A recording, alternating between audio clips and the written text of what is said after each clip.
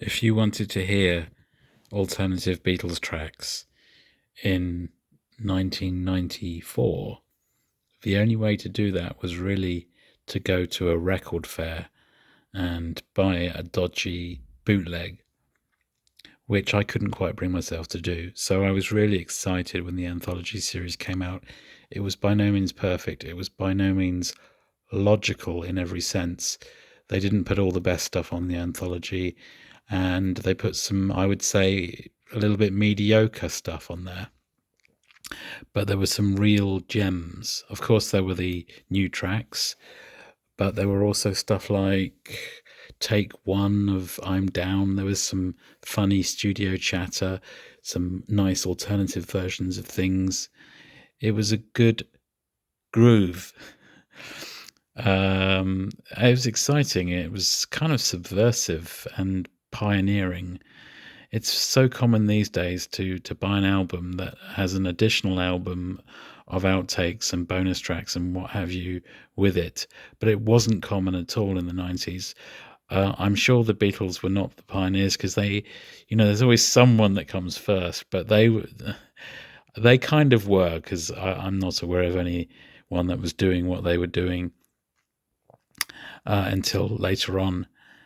Anyways, what we're getting this time around is the original plus a fourth album, because it was a 3-album series. It was basically 3 double albums. Of course, there was the documentary series as well, but I'm not talking about that. I'm talking about the music. And of course, it wasn't all music. Some of it was talking, but basically it ran the gauntlet of their career and kind of pre-career. So it had stuff like That'll Be the Day, which is actually a Quarrymen track, but it was roots right up until the end. And if we go to the 4th album that they're releasing now, because they spanned their whole career before, they're sort of having to go back now. And looking at this track listing, I have to say I'm a little bit disappointed. There's no two ways about it. I don't see anything in here that seems all that remarkable. The best tracks appear to be Take 17 of Helter Skelter and You're So Square Baby I Don't Care. How do I know that? Because they've already released them on the White Album Deluxe. That's disappointing. Why release those when we've already got them, when we're still missing stuff like Carnival of Light, Shirley's Wild Accordion, and various sexy outtakes like Bad to Me, I'm in Love, Eleanor Rigby, We Can Work It Out. Maybe they've even got World Without Love. Maybe they've even got Woman. Who knows what they've got in the Apple vaults?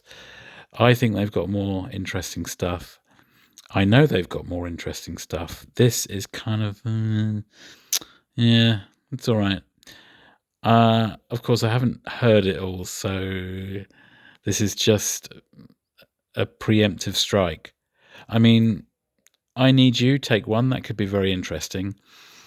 The interest came from kind of being blown away by how good they can sound sometimes when they're not quite finished with a track. They still got to dot the I's and cross the T's, but when they do it, maybe first time, spontaneously, like with take 1 of I'm Down, that was just so good. And it kind of, it kind of sounds better than the finished article, to be honest. And also I was really impressed by the It's Only a Northern Song version on the Anthology. It kind of they kind of tried to sort of I wouldn't say mess it up, but it's like they were overcompensating on the official version, but it's unnecessary. Actually, it turns out it's a very good track, in my opinion. I know Jeff Emerick hated it. So let's hope that, some of these are more interesting than they look on paper.